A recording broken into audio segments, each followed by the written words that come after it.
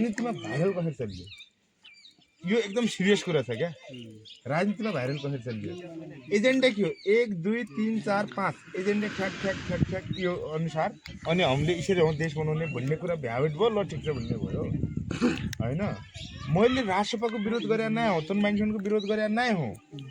आज राष्ट्रपतिको सभापतिले सहकारी कसरी ठगियो भन्ने कुराको जवाफ दिनु पर्यो कि नै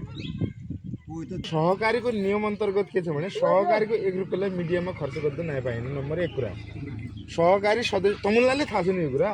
सहकारी सदस्य नभए तै सहकारी उठे ऋण नै मिल्यो दोस्रो कुरा तेस्रो कुरा सुन स्कुलको हेडमास्टर एक छ स्कुलको सञ्चालक अलग छ स्कुलको हेडमास्टरले चेक काटिबट के रे तल मास्टरलाई तलब दिन्छ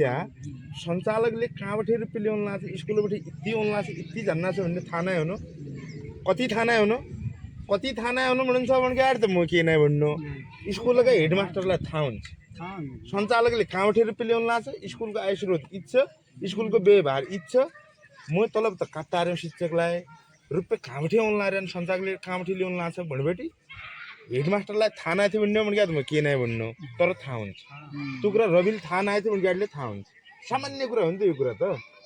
उपभोक्ता समितिमा ल मानौ यहाँ एक सामुदायिक बन्छ यहाँको जङ्गल हेर्दै हेरालुलाई तलब दिन्छ लेखापाललाई थाहा हुन्छ नि रुपैयाँ कहाँबाट अनलाइन नअनलाइन भने अध्यक्षले अनाघोषी पैसा दियो खातामा ड्याङ्की ड्याङ्क करोडका करोड पैसा खातामा आउँछ इन कहाँ अनलाइन इन पैसा भन्ने थोक्काए त काहीँ न काहीँ त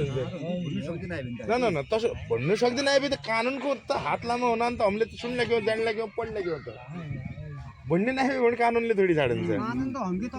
बराबर भन्ने कुरा नआउने भएर अब कर्मचारी भइसक्यो दुईजनाको सपना मिल्यो त पछा सपना उको धेरै ठुलो भयो यसले ग्यालेक्सीको सपना देख्यो उहिले खर्बौँको देख्यो रविले अर्बौँको सपना देख्यो दुईजनाको सपना मिल्यो अनि दुईजना मिले दुईजना मिलेर सहकारीबाट रुपैयाँ ल्याउनु भयो केही नै होइन मिलाइहाल्ला ठुलो मिडिया हाउस लैजाने भन्ने इट्स अन्डरस्ट्यान्डिङ भएपछि तनुनले 2-3 वर्षमा 87 अर्ब पैसा उत्तोलन गरेको देखिन्छ हो।